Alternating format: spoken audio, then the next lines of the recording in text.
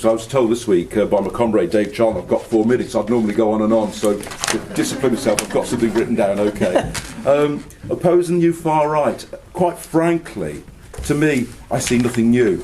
I see the playbook of the 1930s being played again. I see the playbook of the 1970s National Front and all the successor units. So nothing's new, but what is new is their ability to use social media to circulate their filth and their hate and to get people out, and that's what's new. And that's something I think we need to be concerned about. But anyway, I retired 8 years ago from the civil service thinking, I'll put my feet up, do a bit of gardening and take life easy. But I actually found myself being drawn back into promoting live music and getting involved in anti-fascist campaign in my own town of Telford. But that wasn't through design, it was through circumstances. Things were happening in Telford.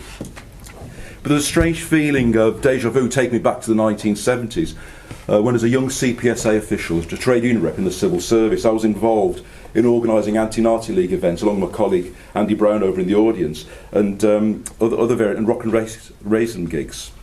We were also involved with getting young people involved with organising a fanzine called Gutter Snipe. The young people basically were producing the content of the magazine, editing it. It contained political information, societal information, and articles about music. And it was supported by the mentorship of Telford Community Arts, the Socialist Workers' Party, and the local trade unions. But when I retired, as I said 8 years ago, it was like going back to the 1970s. Andy Brown, who mentioned in the audience, is still active. He should be putting his feet up and retired, but he's still active.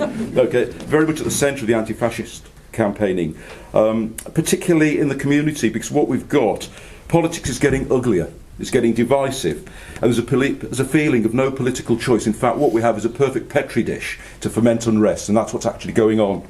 Okay, and the language of the politicians that we're seeing these days of the right, and I even mean those of the Conservative Party, when I talk about the right, is getting ugly, it's getting divisive, and the language has consequences, and that's being used to hit people, okay?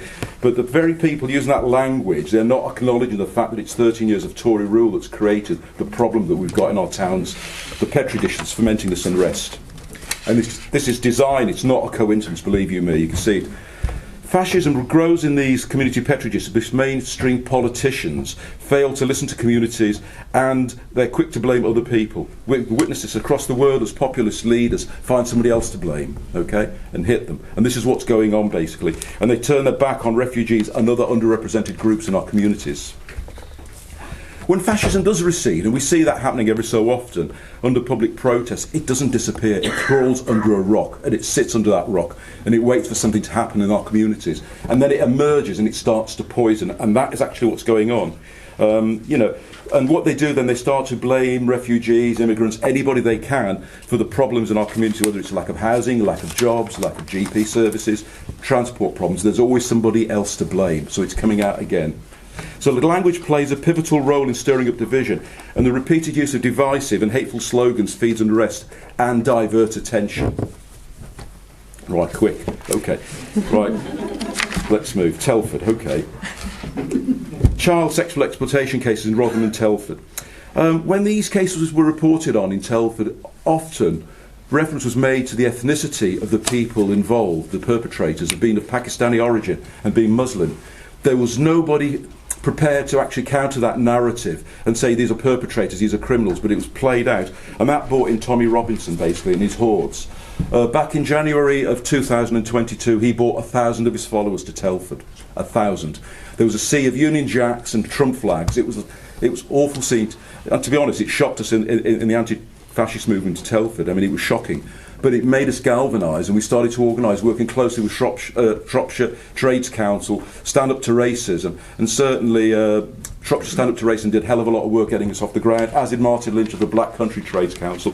But what we did, we reached out to the local group, Muslim communities, the Pakistani groups, and we built links across there to involve them in the campaigning, but also to make them feel safe, because certainly the one thing that we noticed, the police were doing very little to sort of counteract what was going on. In fact, at times the local Labour-led authority and the police were less than helpful.